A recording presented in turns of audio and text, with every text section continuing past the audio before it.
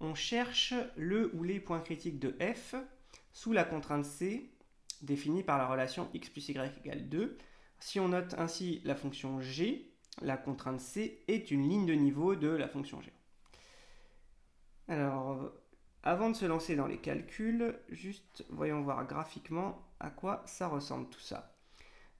C, x plus y égale 2, donc ça c'est une droite.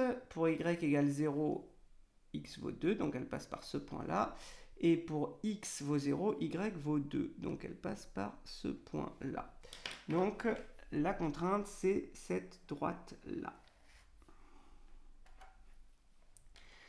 Alors prenons maintenant un point de la contrainte, par exemple ce point-là, et voyons voir si ça peut être un point critique sous la contrainte. Alors pour ça, je vais tracer la ligne de niveau de f qui passe par ce point. Ligne de niveau de f, x carré plus y carré égale constante, ça définit un cercle centré en l'origine.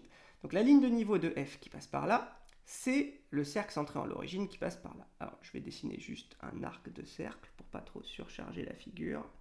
Je vous laisse prolonger le cercle en entier par la pensée.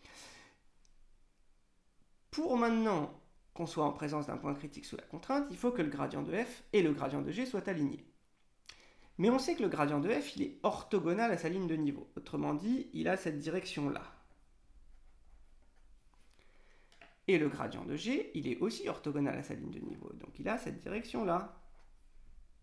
Donc ils ne sont pas alignés, ils ne sont pas collinéaires. Donc, ici, ce point n'est pas un point critique de f sous la contrainte. Comment est-ce qu'on peut avoir un point critique de f sous la contrainte?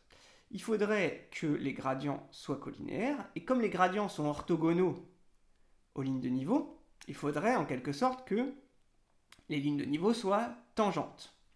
Autrement dit, je cherche une ligne de niveau de f, donc un cercle centré en l'origine, qui soit tangent à cette droite. Et j'ai l'impression qu'il n'y en a qu'un seul, c'est celui-là. Là, j'ai fait juste un quart de cercle, qu'on prolonge par la pensée comme ça. C'est cet arc de cercle-là, celui qui passe par ce point-là. Ici, le gradient de f, il a cette direction-là, et le gradient de g, il a cette direction-là aussi, et ils sont bien collinéaires. D'accord? Donc, j'ai l'impression qu'il y a effectivement un seul point critique de f sous la contrainte, ce que laisse penser l'énoncé, et que c'est ce point-là qui est, alors ici, c'est le point 1, 1. Donc, on s'attend, avec les calculs, à trouver un seul point critique sous la contrainte, le point 1. Alors, ceci n'est bien sûr pas une démonstration. Maintenant, il va falloir faire les calculs, mais si jamais vous visualisez la collinéarité des gradients à l'aide des lignes de niveau, c'est très utile pour manœuvrer le théorème des extrémums liés et pour bien le comprendre. Alors, maintenant, on va faire les calculs. Donc, f et g sont de classe C1, c'est des polynômes. Le gradient de f vaut, en un point xy, 2x, 2y. Le gradient de g, en un point xy, vaut 1, 1. Alors, en toute rigueur, pour mentionner la collinéarité des gradients, il faut que le gradient de g sur la contrainte soit non nul. Alors, en pratique, c'est toujours le cas, donc on se préoccupe rarement de ça, mais en toute rigueur, il faut préciser que le gradient il est bien différent de 0, 0. Sinon, le théorème des extrémums liés, comme on l'appelle, ne tient pas. Donc maintenant, je vais chercher les points critiques sous la contrainte. Donc je vais résoudre gradient de f en xy égale lambda, coefficient de proportionnalité, gradient de g.